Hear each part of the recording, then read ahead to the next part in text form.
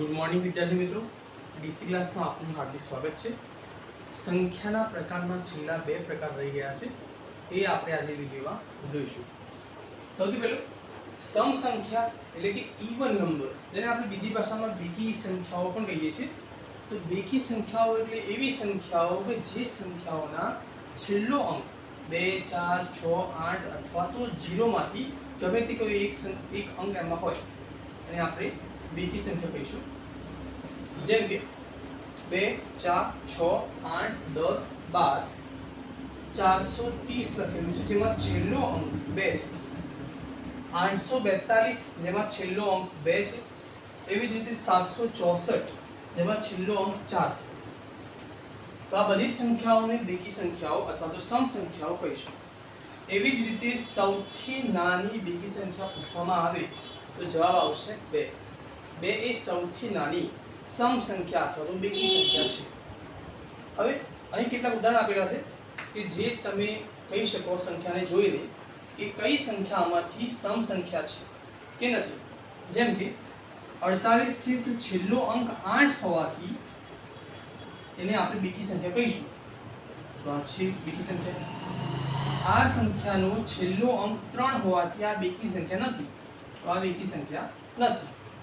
584 જેમાં છેલ્લો અંક 4 છે, તેથી આ સંખ્યા બેકી સંખ્યા છે. 648 નો છેલ્લો અંક 8 હોવાથી આ બેકી સંખ્યા છે. અને 7796 નો છેલ્લો અંક 6 હોવાથી આ સંખ્યા પણ બેકી સંખ્યા છે. એવી જ રીતે બીજી સંખ્યા છે વિષમ સંખ્યા એટલે કે ઓડ નંબર્સ. હવે ઓડ નંબરની બીજી સંખ્યા કહેવાય છે એકી સંખ્યા પણ કહેવાય છે, બીજું નામ છે એનું. તો એકી સંખ્યા અથવા તો વિષમ સંખ્યા એટલે શું? તો જે સંખ્યાનો છેલ્લો અંક 1, 3, 5, 7 કે 9 હોય, એમાંથી ગમે તે એક હોય, તો એને આપણે એકી સંખ્યા અથવા તો વિષમ સંખ્યા કહીશું. જેમ કે 1, 3, 5, 7, 9, 11, 13, 15. હવે અહીં 225 લખેલું છે જેમાં છેલ્લો અંક 5 હોવાથી એ વિષમ સંખ્યા છે. 351 જેનો છેલ્લો અંક 1 હોવાથી એ પણ વિષમ સંખ્યા છે. 793 નો 3 છેલ્લો અંક છે જે એક વિષમ સંખ્યા છે. હવે સૌથી નાની વિષમ સંખ્યા પૂછવામાં આવે તો એ જવાબ આવશે 1. 1 એ સૌથી નાની વિષમ સંખ્યા છે. હવે નીચેની કેટલીક સંખ્યાઓ આપેલી છે જેમાં કઈ સંખ્યાઓ વિષમ સંખ્યા છે અને કઈ નથી એના વિશે. તો માત્ર છેલ્લો અંક એટલે કે યુનિટ ડિજિટ જેને કહેવામાં આવે છે, એ યુનિટ ડિજિટ જોઈને આપણે જવાબ આપવાનો હોય છે. જેમાં અહીં છેલ્લો અંક 1 છે જે વિષમ સંખ્યા માટે હોવો જરૂરી છે, તો આ એક વિષમ સંખ્યા છે. 465 જેમાં છેલ્લો અંક 5, તો આ પણ વિષમ સંખ્યા છે.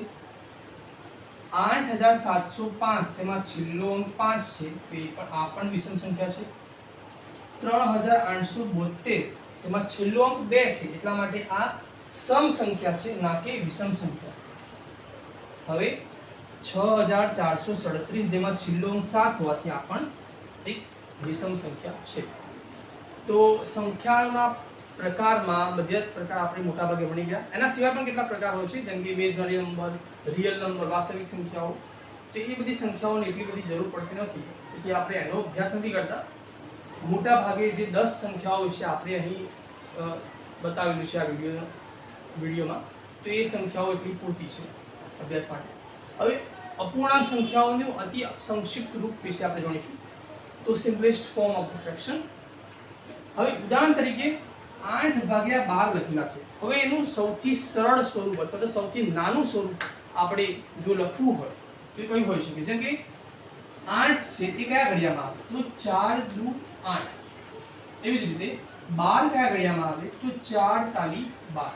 હવે ઉપર નીચે સંખ્યાઓ ગુણાકારમાં છે અને ઉપર નીચે જે સરખી સંખ્યાઓ એક જ થશે, એટલા માટે ઉપર બચે છે 2 અને નીચે 3 બચ્યા.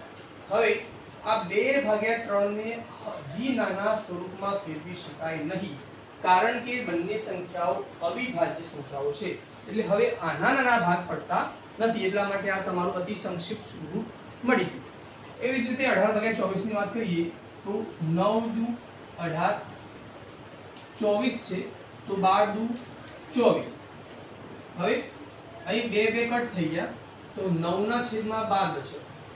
હજી આ વિભાજ્ય સંખ્યા છે તો આનો હજી નાના ભાગ પડશે, જેમ કે 3 તારી 9, 3 4 12, તો 3 3 કેન્સલ, બચ્યા 3 ભાગ્યા 4. હવે 3 ભાગ્યા 4 માં 3 એ અવિભાજ્ય સંખ્યા છે એટલે કે એના નાના ભાગ પડી શકતા નથી, એટલા માટે ત્યાં સ્ટોપ થઈ જવું. અતિ સંક્ષિપ્ત રૂપ આપણને મળી ગયું.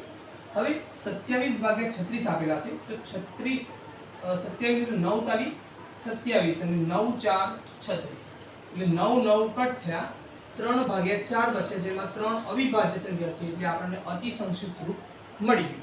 તમે ઘરેથી એવા બીજા કેટલાક ઉદાહરણ આપેલા છે એ પણ તમે પ્રયત્ન કરજો, ચોક્કસપણે તમને આવડી જ જશે. તો ખૂબ આભાર. Thank you.